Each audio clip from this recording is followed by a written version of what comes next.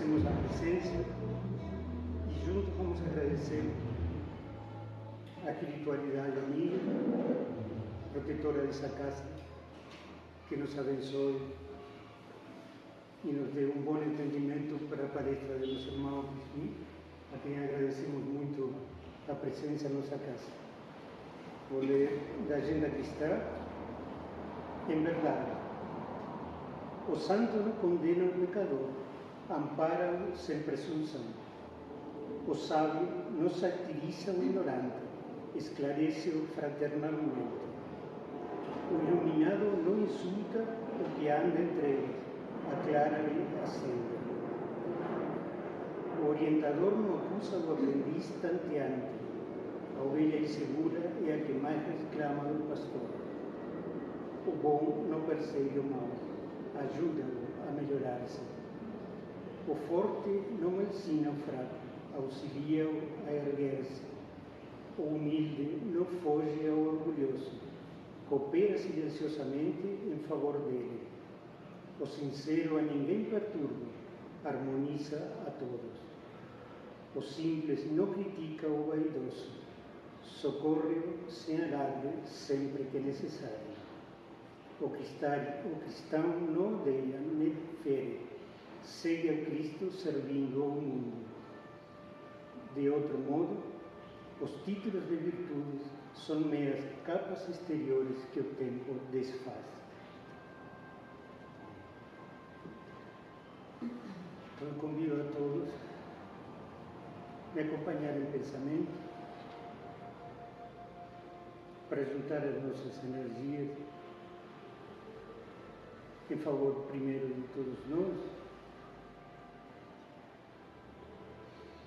aqui presentes, encarnados e desencarnados, para que possamos colaborar com a direção espiritual desta casa, nos trabalhos dessa noite, e num bom entendimento e aproveitamento da palestra de nosso irmão. Obrigado, Senhor, por mais este momento, que assim seja. Vamos trabalhar? Vamos trabalhar? Vamos trabalhar. A plateia é sua. Quem sou eu?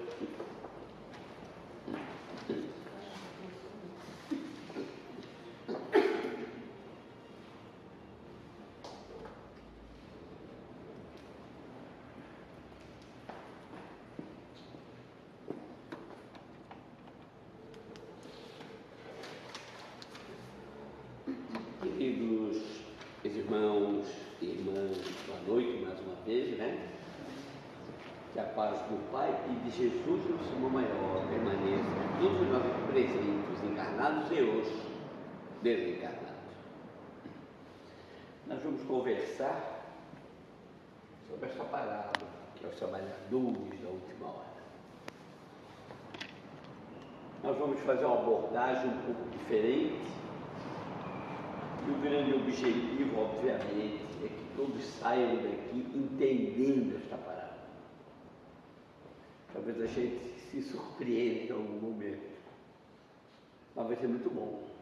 Essa palestra é muito boa de ser feita, muito esclarecedora. E vamos começar falando dessa parábola. Lembrando que ela está no capítulo 20 do Evangelho segundo o Espiritismo, que é o único capítulo do Evangelho em que Kardec não faz uma única observação. Da passagem evangélica passa direto para a instrução dos Espíritos. O que é que isso muda? Rigorosamente nada. Porque tudo que Kardec opinou também estava diretamente incluído pela espiritualidade. Mas a parábola dos trabalhadores da última hora, que está em Mateus, capítulo 20, versículo 1 a 16, capítulo 18, também na parábola do festivo das bodas, dos lutos, ela inicia assim: trabalhadores da última hora. O reino dos céus, nos diz Jesus, é semelhante a um pai de família que, ao romper da manhã, saiu a assalariar trabalhadores para a sua vinha. E feito com os trabalhadores o ajuste de 1 dinheiro por dia, mandou-os para a vinha. Então, saindo junto da 3ª hora, viu estarem outros trabalhadores na praça ociosos. Disse: ide vós também para a minha vinha, e dá-vos-ei o que for justo. E eles se foram. Saiu, porém, outra vez justa a hora 6ª, e justa a hora 9ª, e fez o mesmo. E justa 1/10 hora igualmente fez. Tornando a sair, achou outros que lá estavam e disse: por que estáis vós aqui todo o dia ociosos? Responderam-lhe eles: porque ninguém nos assalariou.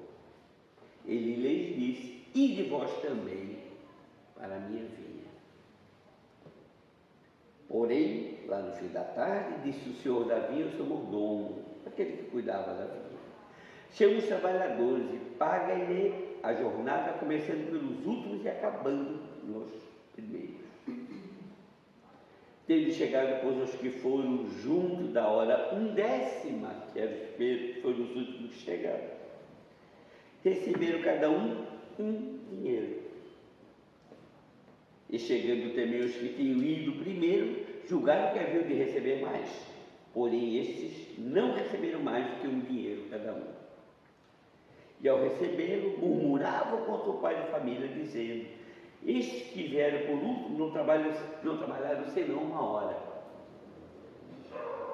E tu os igualaste conosco, porque aturamos o peso do dia e da calma.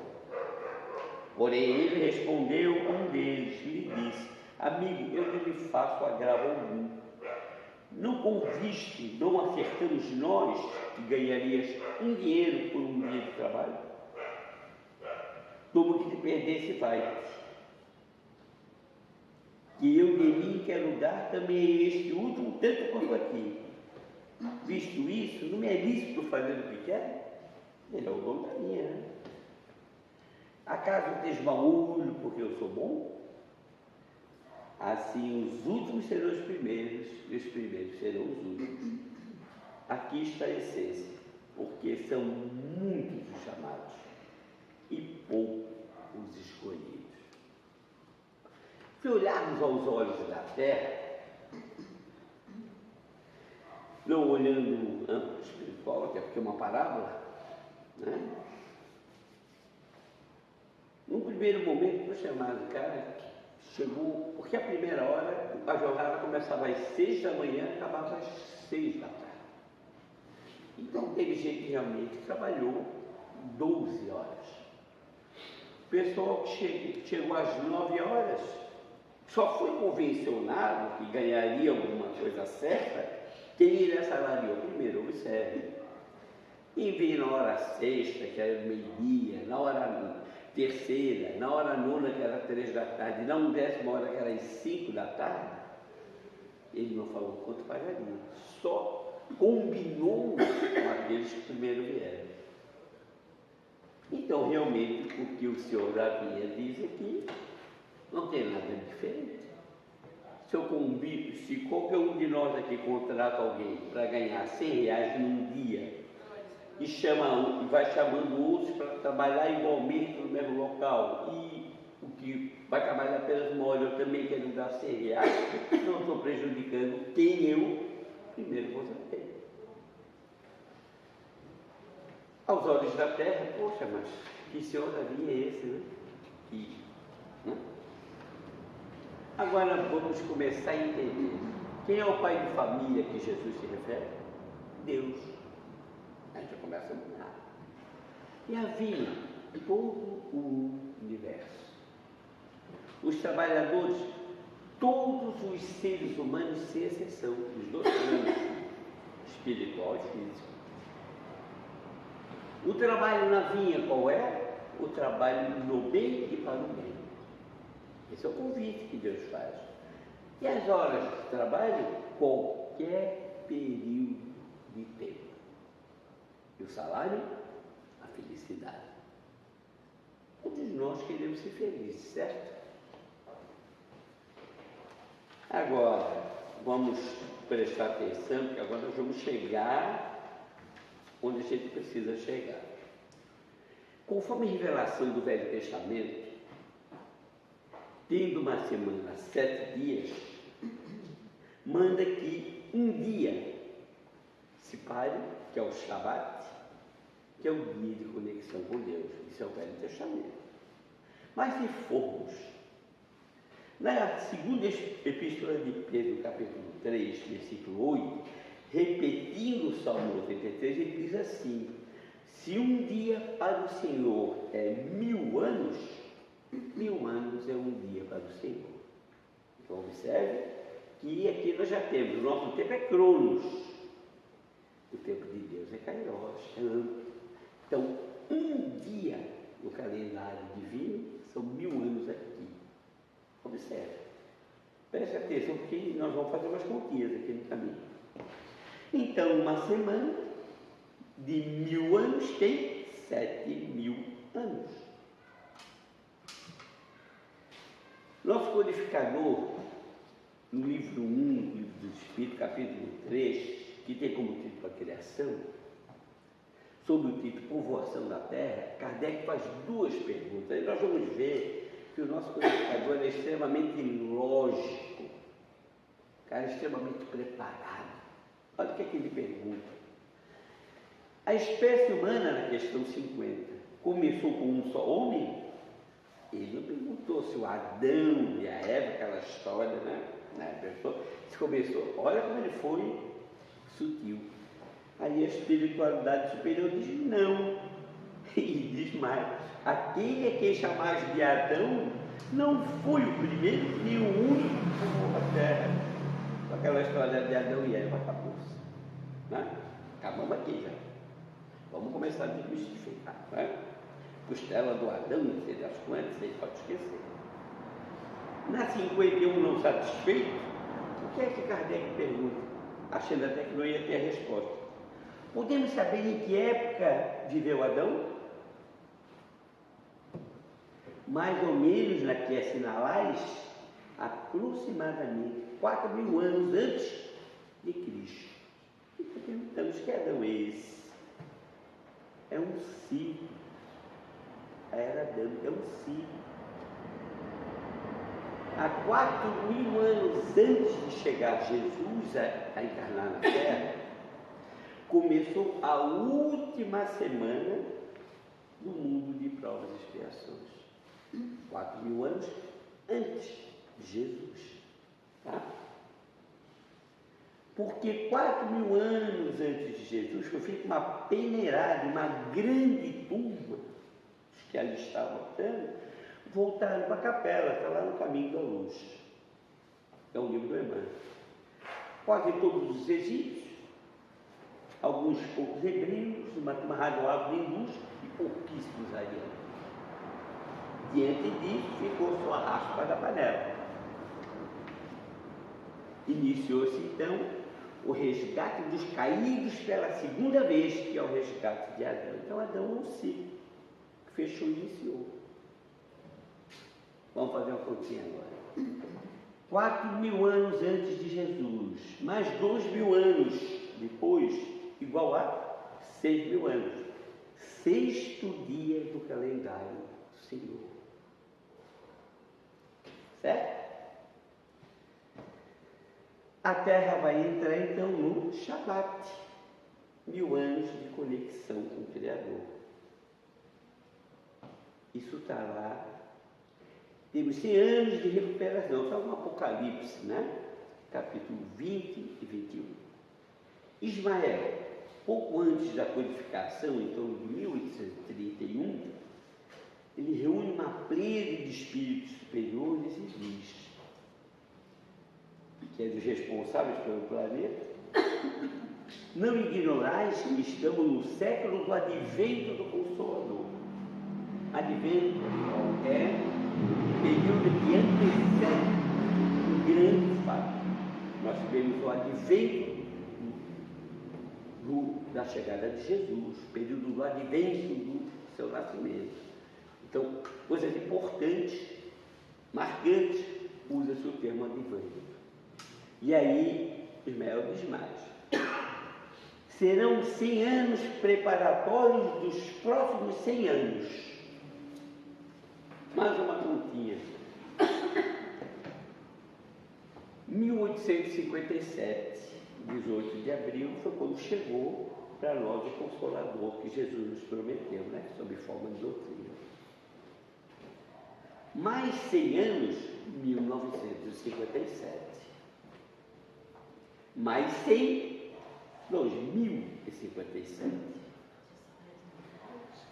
No programa Pinga Fogo, que foi um dos programas, se não o de maior audiência ao vivo, era um programa que estava programado para 1 hora, ficaram 4 horas no ar, na extinta TV Tupi,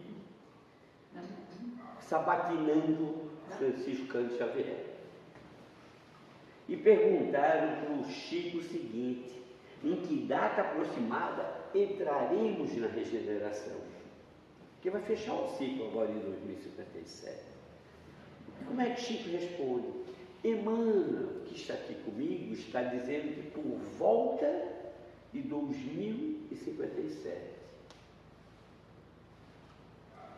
Se uma semana de um dia são 1000 anos, sendo que um dia tem 24 horas, uma hora tem exatamente em torno de 42 anos. 2057 menos 42, desde 2015, já estava bem claro que todos nós somos os trabalhadores da última hora. Isso significa dizer que o que nós não fizemos muito em 6.000 anos, vamos ter que fazer agora. Nós estamos em 22, em 33 anos. Poxa, mas é difícil. Vamos lá, tem mais. Mas também é um fato importantíssimo. Uma encarnação bem aproveitada vai valer pelo menos por 20 encarnações. Numa vida bem aproveitada pode significar um trabalho que não foi feito em 6.000 anos. Veja como é motivacional essa doutrina, como ela esclarece. Até porque tempo não é sinônimo de competência, só é se aproveitado em cada minuto. Por isso, os últimos serão os primeiros e os primeiros serão os últimos, não importa quando começamos. Então, acabamos de descobrir que nós somos todos os trabalhadores da última hora. E o que é que a parábola fala no final, pessoal? Muitos são chamados e poucos são os escolhidos. É aí que começa todos os ensinos de Jesus a serem postos em prática. Porque o critério de escolha não é assim. O Crispim é meu amigão, eu sou um espírito que tem peso, eu vou indicar o Crispim para ser escolhido. Ele foi chamado, não é assim. O que é que Jesus deixa bem claro no seu Evangelho? A cada um conforme a sua obra. Não vai ser diferente. O critério que nós vamos ter para podermos nos manter nesse planeta vai ser exatamente a moral, as nossas obras, o que fizemos de positivo, de bom. Por isso a importância da prática desse verdadeiro livro de cabeceira. É a nossa bússola. Qualquer dúvida que nós tenhamos com relação a uma postura moral, podemos procurar que a resposta é tudo. Mas eu estou com a preguiça de ler. Então se coloque na posição do outro. Você não erra. Mas nem isso quero fazer. Então, como é que você acha que Jesus agiria se fosse no seu caso? Também você não erra se olhar esse caminho. Então, essa parábola dos trabalhadores, ela nos convida para que sejamos cada vez melhores. No Sempre Perfeitos tem uma mensagem de Constantino, que é o Espírito Protetor, capítulo 17, E ele fala assim, bons espíritas, olha a afirmação de Constantino, bons espíritas sois todos os trabalhadores da última hora. Mas peraí, bons espíritas? Então tem maus espíritas? Claro que tem. Como tem maus católicos, maus evangélicos, maus tudo, tem um bom e tem um que está no caminho que está fora dele, independente de credo, não importa. No que tange ao cristianismo, a nossa referência é Jesus, né? É o nosso modelo e guia, questão 625 do Livro dos Espíritos. Por onde devemos nos guiar? Onde estão escritas as leis de Deus? Onde estão escritas as leis de Deus? Seria na Bíblia? Seria na Torá, no Alcorão? Não. Na consciência de cada um de nós. É por isso que às vezes quando a gente vai ter uma atitude errônea, a gente sente um desconforto. Você sabe que você está errando, mas você tem o livre-arbítrio. Você vai lá e faz. E aí reclama quando vem a lei de causa e efeito. Porque para cada atitude positiva, nós vamos ter o bônus. Para cada atitude negativa, nós vamos ter que corrigir. Porque Deus não castiga. Deus só exige que a gente corrija. Então a história que se ouvia que Deus castigou não é verdadeira. Deus é bom demais para castigar. O Deus que castigava é na época de Moisés, que precisava pôr um freio na barbárie. Não tem a lei. Ele recebe as leis e não consegue aplicá-las de imediato. Não é isso? Todo mundo conhece a história de Moisés. O que é que ele faz? Cria as leis mosaicas. Dentre elas é um Deus que castigava. E o que eu fico pasmo é o seguinte: em pleno século XXI, ainda tem gente que acha que Deus castiga. Vamos acordar, pessoal. Ele só exige o reparo. Porque ele é soberano, justo e bom. Qual é a primeira pergunta do Livro dos Espíritos? Não é quem é Deus. Se você perguntar quem é Deus, você está hominizando Deus. E Deus é uma divindade. Então, o que é Deus? Qual é a resposta? Causa primária de todas as coisas, onipotente, onisciente, soberano, justo e bom que é. Essa é a resposta. Então você acha que um Deus soberano, justo e bom vai castigar, honestamente falando? Não, pelo amor de Deus. No século XXI ainda mais isso. Esse é o século de luz. E luz, o que é luz? É conhecimento. Hoje, basicamente, em linhas gerais, ninguém pode dizer que não sabia que estava prejudicando o próximo. Só um lapso, uma coisa cada vez mais rara. Então é muito importante a gente entender a importância das nossas obras. E para isso a gente se apoia no Evangelho. Quando ele fala ali, que começa o ciclo adâmico, o que aconteceu com Capela? Capela estava na mesma época, no mesmo patamar evolutivo que a Terra está hoje.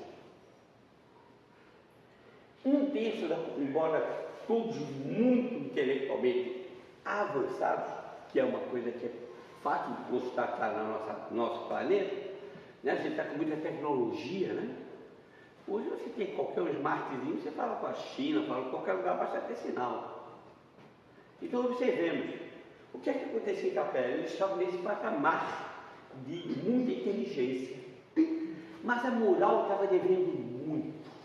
E o planeta, que não parou de evoluir, porque qual é a lei que nos une, que faz com que permanecemos juntos? É a afinidade fluídica. Então, Capela, para um terço daquela população, não tinha mais a condição fluídica de afinidade para reencarnar ali. E o que aconteceu? Foram expurgados. Para onde? Para o mundo primitivo. Alguém arriscaria o nome desse planeta? A nossa terrinha aqui. Criaram-se o quê? As grandes civilizações. Qual era o prêmio dos capelinos?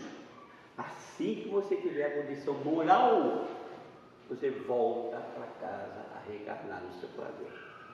Não é diferente aqui na Terra, tá, pessoal? Esse pessoal que está fazendo essas barbaridades aí, tão cedo não encarna aqui. Porque o planeta não vai ter mais a condição de recebê-los. Não é eles não vão ter condição de vir, porque o planeta continua evoluindo. Deus não para de criar. Entende? Uma coisa que um dia, aí você chegou lá no topo e aí, você não para de criar. Então vai ter sempre por onde evoluir, sempre por onde crescer. Não é? Então, aí, o que aconteceu com esses capelinos? Observe, quais eram os mais inteligentes? Os egípcios. Até hoje não se entende como é que os caras sem a tecnologia de hoje conseguem fazer aquelas pirâmides que tem uma simetria ímpar, obedecendo os pontos energéticos, uma coisa impressionante. Os egípcios, não sei se vocês sabem, eles tinham um conhecimento profundo, os egípcios naquela época, de acupuntura. Então, por exemplo, você precisava operar um aneurisma, você precisava anestesia. O cara deitava, a acupuntura anulava um ponto, outro, abria sem dor. Poderia até desencarnar, se fosse o caso de um aneurisma mais sério, ou não, mas não tinha anestesia. Muitos paravam, costuravam, o cara ficava ali 2, 3 horinhas de repouso e vai, volta para o seu trabalho, amigo. Acabou, não tem mais problema. Ou então, vai lá, crema, enterra, faz o que quiser. Entende? Por quê? Aí poderia perguntar, puxa, mas se eles já tinham todo esse conhecimento, por que não deixaram isso para nós? Porque nós não temos a condição moral de usar as coisas de forma correta. Entende? Nos deram energia nuclear nos anos 40. O que é que fizemos? Bomba. Tem tanta utilidade a energia nuclear, tanta. Não, tem que usar para bomba, para moer lá, não sei quantos. Entende? Mas por que não tem cura para isso, para aquilo outro? Porque o problema não está, não existe a doença, o que existe são os espíritos doentes, não raramente moralmente doentes. Esse é o problema maior. Entende? Então, os trabalhadores da última hora, todos nós somos convidados. Agora a escolha vai depender de fluir. Eu vou me esforçar o máximo que eu puder para mim, eu, no caso cristão, nós cristãos, nos esforçarmos por seguir os ensinos de Jesus para que a gente consiga chegar nesse patamar e poder dar continuidade à nossa caminhada evolutiva na terra que a gente está doando aqui, pessoal. Então esse é o objetivo. É isso que Jesus quer dizer aqui. Nós fizemos essa conta para mostrar, para quebrar algumas coisas que foram mexendo em muita coisa. Por exemplo, se Jesus, que está aqui presente, muito bem representado pelo seu Medellín, mas vamos que ele se materializasse aqui agora. E nós, muito emocionados, perguntávamos, Senhor, o que é que o Senhor está achando de nós enquanto cristãos? Sabe o que ele responderia para nós? Eu não tenho dúvida. Não foi esse cristianismo que eu ensinei. Porque é na sua origem. O cristianismo era puro. E observem, vamos observar agora, juntos, numa linha de raciocínio. Observe que todos os segmentos religiosos estão começando a convergir em um ponto. É aí que perguntaram para Kardec. O senhor Dr. Rivário, o Espiritismo é a religião do futuro? O que é que Kardec respondeu? Não é. Ele vai estar contido nessa religião. Ou seja, vai nos dar as ferramentas para que a gente consiga, de uma forma transparente, sem dogmas, né? Sem misticismo, praticar os ensinos de Jesus. Esse é o objetivo. E perguntar ainda para ele, então qual é a melhor religião? O que é que ele disse? O que é que te faz uma pessoa melhor? Entendeu? Abriu. Quando Kardec, um ano depois, no livro Viagens Espíritas, acho que é 1868, ele saiu divulgando, né? Mostrando que a doutrina era afirmada numa tríade, religião, ciência, filosofia, mas pedia muito encarecidamente que não associassem o espiritismo como religião da forma como todos viam, usar apenas a religião como religar, usar os ensinos da doutrina dos espíritos superiores para se reconectar com Deus. Esse é o grande objetivo. Você pode fazer isso de forma filosófica. Alguns que quiserem estudar alguns fenômenos aí entram na parte científica. E eu fui, certa feita, uma criatura que foi um divisor de águas para mim, uma segunda mãe que eu tive. Deus é muito bom comigo, eu sou muito grato. E ela me disse: queres que eu te ensine? Queres caminhar nas trilhas do espiritismo, da filosofia ou da ciência? Eu digo: claro que da filosofia, de que me vale a ciência se eu não sei como caminhar? Não é verdade? Porque a filosofia vai te ensinar a convivência. Aqui, ó. Vai me dar toda a parte moral. Se eu tenho a parte moral, se eu for me aprofundar na científica, eu já vou olhar com outros olhos. Vou aprender a usar a tecnologia de forma correta. E me for permitido acessar. Entende? E aí, o que é que essa doutrina nos traz? Nos traz coisas maravilhosas. Manda vários pontos. Jesus chega para nós e já muda, traz as boas novas, né? Porque o primeiro grande objetivo, o objetivo de Moisés, o que é que ele era na sua primeira revelação? Era provar a unicidade de um Deus que era imaterial. Esse foi o grande objetivo da sua missão. E receber os mandamentos, os decálogos, foi a primeira revelação para nós. Ponto de partida. Num segundo momento, entre Moisés e Jesus, vieram os profetas, preparando o campo para que Jesus pudesse, né, dar uma alavancada mais para nós, nos auxiliar mais um pouquinho, né? E o que é que aconteceu? O que é que Jesus diz? Eu não vim destruir a lei, diz do Pai, mas vim fazer com que se cumpra. Só que as leis de Moisés eram de 1.600 anos atrás, as leis civis, essas mudam. As leis civis mudam quase todo dia, se duvidar. Tem países como os Estados Unidos que cada estado tem as suas leis. Agora, as leis de Deus não, são imutáveis. Lei natural e imutável. Lei de Deus não muda. Quer não dar certo, se baseia pelas leis de Deus. O que é que Jesus faz para nós com as boas novas? Ele chega no dia seguinte: vou simplificar para vocês. Ama o teu Deus acima de tudo e ama o teu próximo como a ti mesmo. Porque aí está contido tudo que foi dito pelos profetas e tudo que foi ensinado. Se você pegar os 9 mandamentos, você vai encaixando você com relação ao próximo, você vai ver que eles encaixam todos. E o primeiro ele não teve, que era amar a Deus acima de tudo, que inclui o resignar-se, a resiliência, a aceitação das determinações superiores. Que nem sempre as coisas são do jeito que a gente pensa que deve ser. A gente acha que está ruim, mas na frente vê que está certo. E aí essa doutrina nos mostra que nós somos, até vou dar uma notícia bem boa para nós agora. Nenhum de nós aqui vai morrer. Porque Jesus nos trouxe a imortalidade. Em espírito, nós somos imortais. Só que a gente desencarna. Então, eu vou pedir a Deus que a gente segure bastante por aqui, né? Bem tranquilo. Porque a gente gosta bastante dessa terrinha aqui, né? Todo mundo quer ir para o céu, mas ninguém quer morrer, não é? É natural. Porque se fosse fácil, na primeira dificuldade, né? Se não tivesse a lei de conservação, na primeira dificuldade o cara se mandava. Agora, se ele faz isso, se ele tem uma programação de 100 anos, com 40 ele corta por vontade própria através do suicídio, a sua vida, o que acontece? Ele fica com a dívida de 60 anos de trabalho que ele se comprometeu para a próxima encarnação. Como é que vai ser essa encarnação? Com muita dificuldade.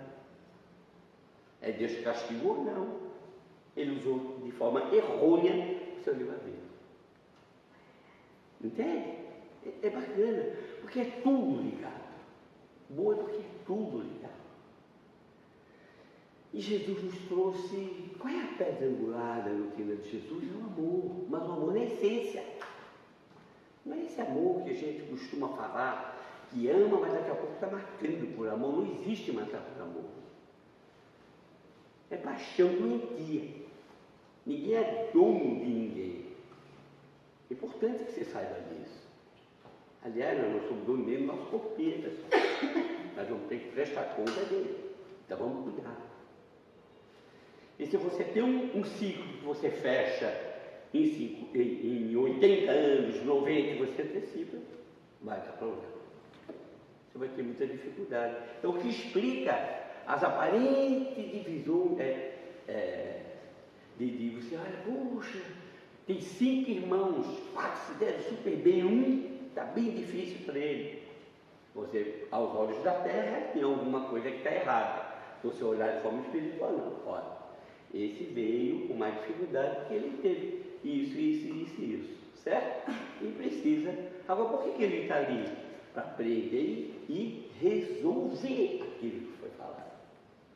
Ele está ali para isso. Se você pegar todos aqui, não sei se sabem, o espírito ao desencarnar, ele migra e se desligar aqui da Terra, ele migra para um local no espaço chamado de erraticidade. Lá, pela lei de afinidade, formam-se famílias. Pelos laços da afinidade. O que é que acontece? Tem criaturas, os afins vão se procurar. Então tem espíritos bem mais evoluídos, família mais evoluída, menos evoluída, mediamente evoluída. O que é que a espiritualidade superior, com a permissão de Deus, faz? Permite que um espírito de uma família mais que ainda não evoluiu, encarne onde? No meio, uma família mais evoluída. Para quê? Para ver se aquele pessoal que se diz que está mais evoluído, se ele realmente está. É uma prova para um. E o outro vem, um vem para ensinar, outro vem para aprender. Não raramente, o que é que acontece? O que são esses espíritos? São aqueles filhos difíceis que se fala. A sociedade, né, que é boa, fala pra caramba, né? Olha e diz, 4 filhos médicos e um lá que nem quer saber de trabalho. Nem parece ser daquela família. E não era, mas agora é. E o detalhe é que vai continuar sendo. Então vai e volta quantas vezes necessário for. Então quem tem um filho problema, entre aspas, qual é o dele? O que é que nós, como cristãos, que queremos apresentar nossas obras, para sermos dignos de sermos escolhidos, temos que fazer no caso de um filho problema, de um irmão problema? O que é que se deveria de fazer? Olhando os ensinos de Jesus. Bom, esses não precisam mexer, já estão prontos. Pessoal, vamos se juntar todo mundo e vamos auxiliar aquele que está precisando. Esse é o procedimento ético-moral correto. Essa é a doutrina de Jesus. O que é que se faz em linhas gerais? É muito mais fácil do que conviver com o que está certinho, né? E aqui ele fica. Só que você vai responder. Ele não vem por acaso para o seu lado. Foi acertado, foi ajustado. Entende? Então as nossas obras, todas elas, tudo se fizer de bem, vai contar sempre. Sempre.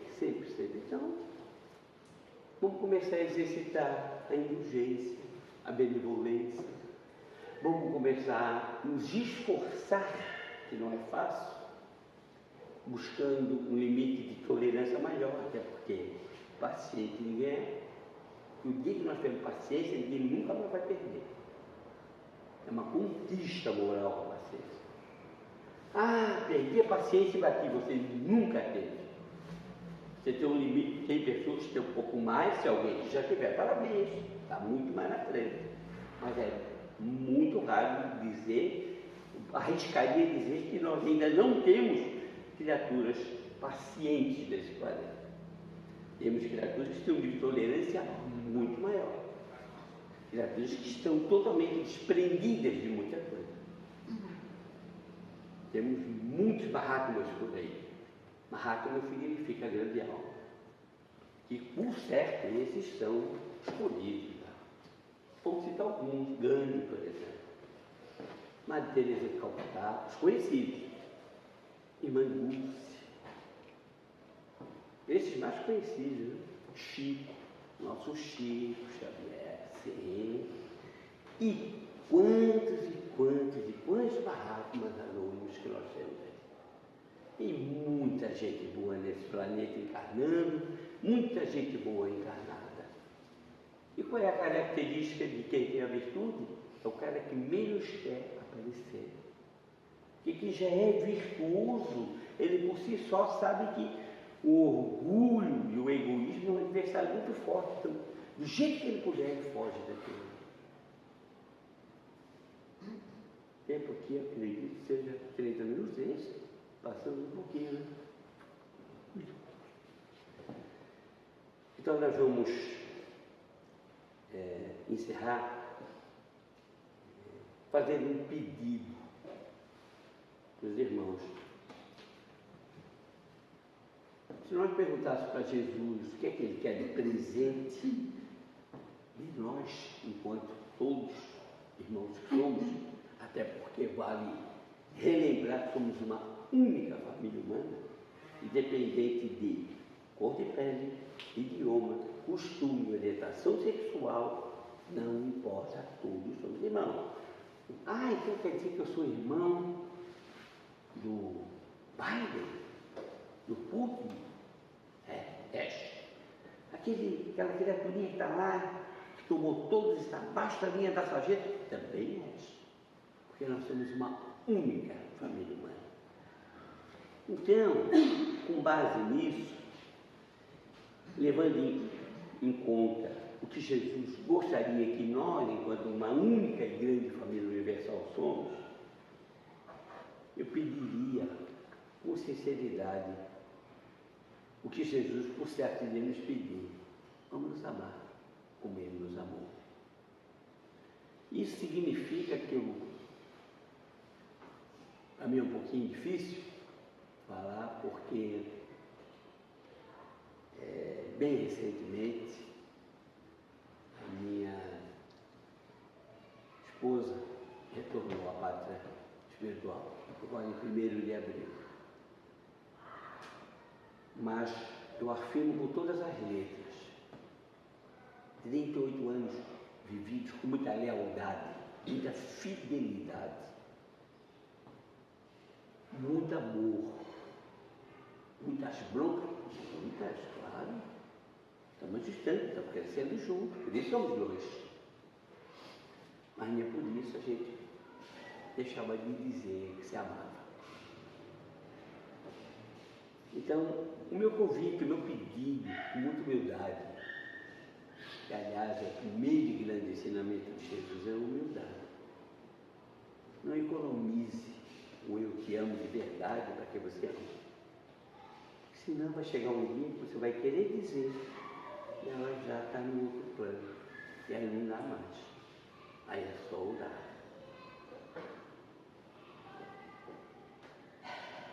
Vamos amar. E não vamos represar sentimentos, pessoal. Muito antigamente, eu ainda peguei, eu não sou nenhum ancião, sou um menino de 60 aninhos, né? 60 e pouquinho, né? Mas eu peguei da época, meus 30 aninhos ali, que eu escutava dos mais velhos: homem não chora. Acho que muitos já escutaram isso. Homem não chora, homem que é homem não chora. Mas infartava aos 40 fácil. Qual é a vantagem? Entende? Liberte seus sentimentos. Exteriorize. Se você se emocionou com uma situação, deixa ela agir. As outras lágrimas que não são boas são do remorso. Essa aí não é aconselhável. Que é aquela lágrima. O remorso é aquele sentimento que você percebe que você poderia ter feito muito por aquela criatura, não fez e agora não vai poder fazer. Aí dói. Aí é que te queima. Mas as tuas lágrimas de emoção, de saudade, de amor, elas te aliviam, cara. Quem já passou por alguma situação sabe disso. Então vamos nos amar. Porque é isso que Jesus pede de nós. Jesus que nós sabemos que é o caminho, a verdade e a vida.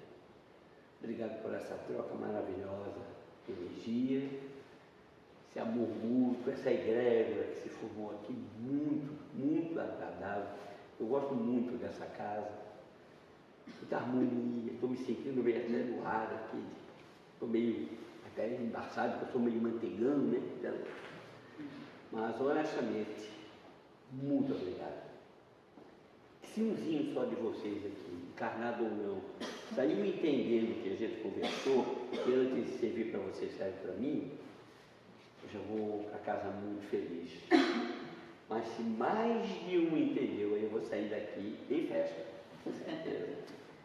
Muita paz, muito obrigado. Desculpe ter passado aí uns minutinhos. Nós que agradecemos. Muito agradecido. Obrigado.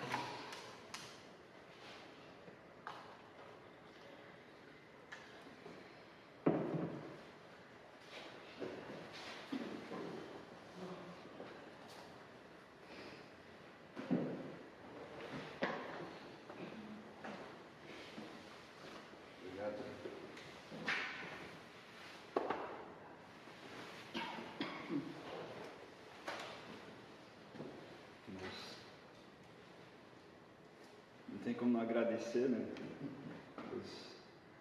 Esse recado aí do irmão.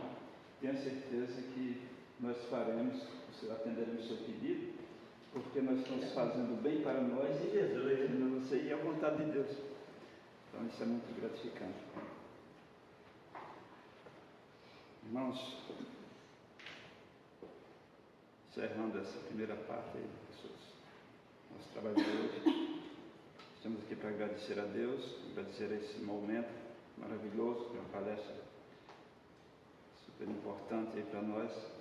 Com certeza sairemos bem mais empolgados e felizes.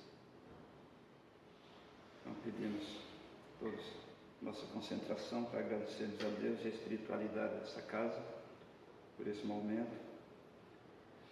Possamos colocar em prática o que aprendemos no dia de hoje.